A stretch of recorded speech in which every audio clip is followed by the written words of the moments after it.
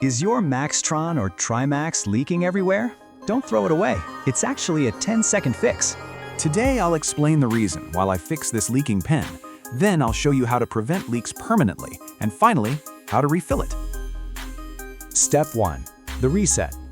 Pull the feed out. It's not glued like other pens. Wipe the excess ink off the fins. Crucial step. You must clean the inside rim of the barrel too. If ink stays here, the seal fails and it will leak again. Now that the rim is cleaned, put the feed back in again. Now, here is why it leaks. It's this tiny cap. I believe this plastic refill cap forces air inside the refill when you push it on. This breaks the vacuum balance, so ink leaks more easily. To prevent leaks permanently, throw that tiny cap away. Always use the main pen body to cap it.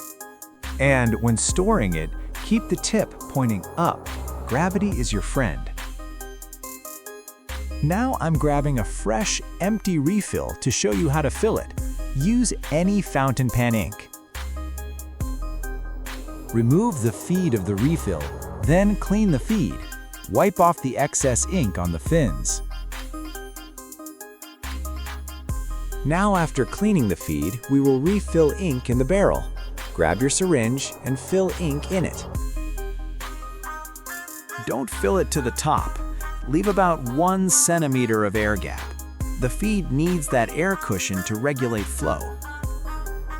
Now before putting the feed back in the barrel after refilling, first clean the inside rim of the barrel. Then after cleaning it, put the feed in the barrel again. Pro tip, the feed is now dry, so it won't write immediately.